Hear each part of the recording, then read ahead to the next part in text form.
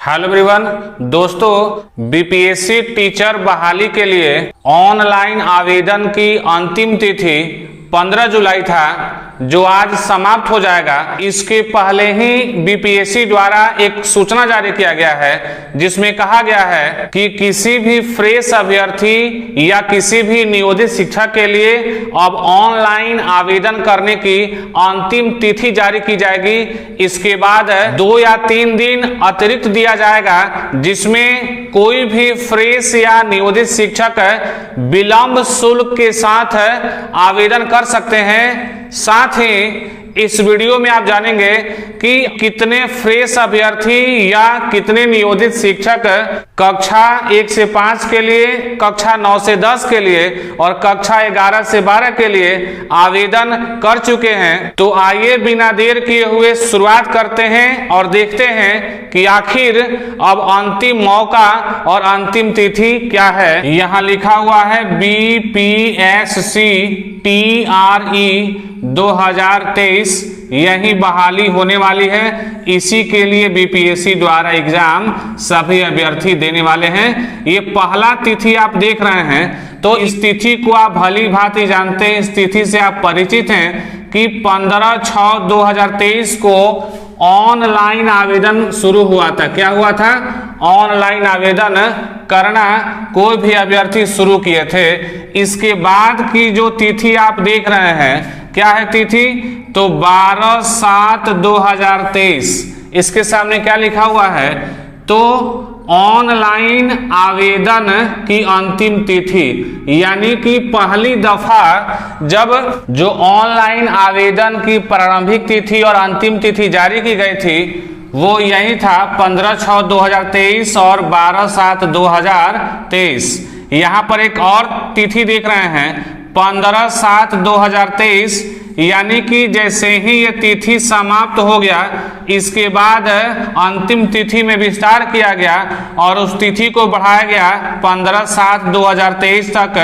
अब ये भी तिथि समाप्त हो गया, तो बीपीएससी द्वारा अब अंतिम मौका किसी भी अभ्यर्थी को दिया गया है। जो अभ्यर्थी सोच रहे हैं कि हम भरें कि न भरें, हमें भरना चाहिए कि नहीं भरना चाहिए, क्योंकि वैसे अभ्यर्थी ज्यादातर सोच रहे होंगे जो इस बार सीटेट का एग्जाम देने वाले हैं, और उसमें से बहुत सारे अभ्यर्थी संशय में हैं कि हम एक साथ सीटेट और बीपीएससी टीचर बहाली के एग्जाम कैसे दे सकते हैं, शायद तैयारी नहीं हो पाएगी।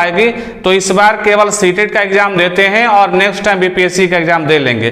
तो वैसे अभ्यर्थी भी संशय में है। तो वैसे अभ्यर्थी या नियोजित शिक्षक या अन्य अभ्यर्थी जो अभी तक आवेदन से वंचित हो गए हैं, उनको अब बीपीएससी द्वारा अंतिम मौका दिया गया है। और वो मौका है कब तक? 19/7/2023 तक। क्या है भाई? तो ये है अंतिम तिथि, अंतिम मौका 19/7/2023 तक।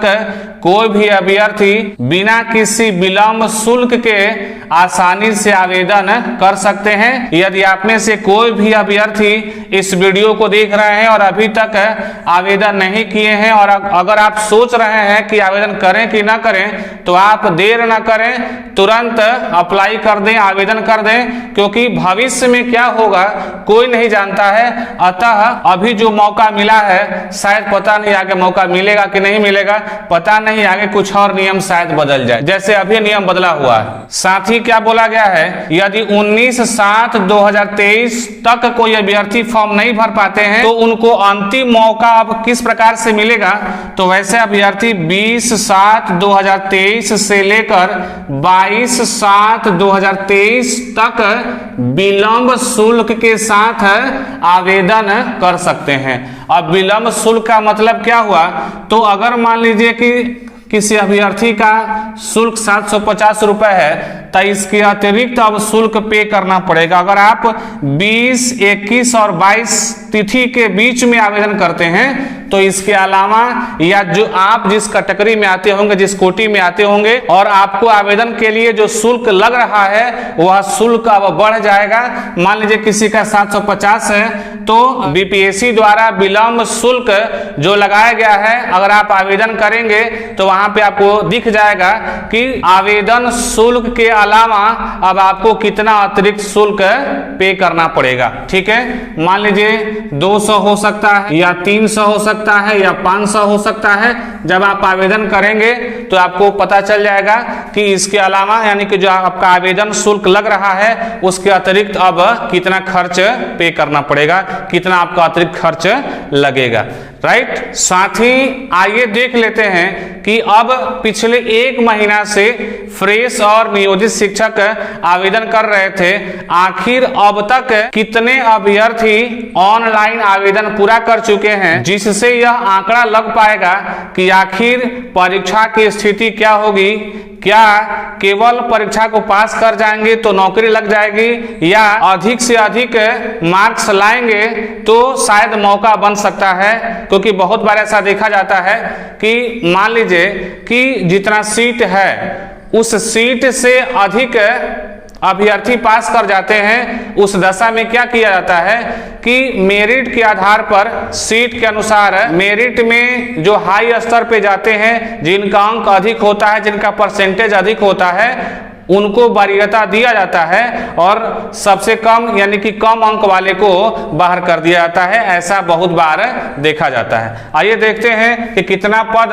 और कितना आवेदन अभी तक आ चुका है। यहाँ पर लिखा है कक्षा 1 से 5 के लिए पदों की संख्या कितनी है, आप पहले से भी जानते होंगे, 79,943, जिसके लिए लगभग अभी तक 7 लाख आवेदन आ चुके हैं। 7 लाख अभ्यर्थी इसके लिए अप्लाई कर चुके हैं और जो तिथि में विस्तार किया गया है 22 तक, अभी मान लीजिए 1 से 2 लाख और अभ्यर्थी इसमें प्लस हो सकते हैं। राइट, यहाँ पे लिखा है कक्षा 9 से 10 के लिए पदों की संख्या है 32,916 और इसके लिए अभी तक लगभग 60,000 आवेदन प्राप्त हुआ है। उसके बाद है आगे कक्षा 11 से 12 के लिए सीटों की संख्या है 57,602 और इसके लिए लगभग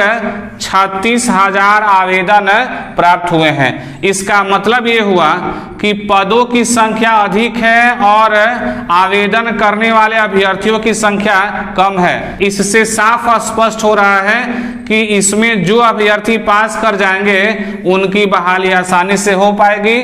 क्यों हो पाएगी? क्योंकि पदों की संख्या अधिक है और आवेदन करने वाले अभ्यर्थियों की संख्या कम है। तो इस वीडियो के माध्यम से आप जान पाए कि आखिर जो ऑनलाइन आवेदन के लिए तिथि में विस्तार किया गया है उसके लिए अंतिम मौका कब तक है, कब तक कोई अभ्यर्थी आवेदन कर सकते हैं, कब तक विलंब शुल्क के साथ आवेदन कर सकते हैं, और अभी तक कक्षा 1 से 5 के लिए, कक्षा 9 से 10 के लिए, कक्षा 11 से 12 के लिए कितने पदों के लिए कितना आवेदन प्राप्त हो चुका है।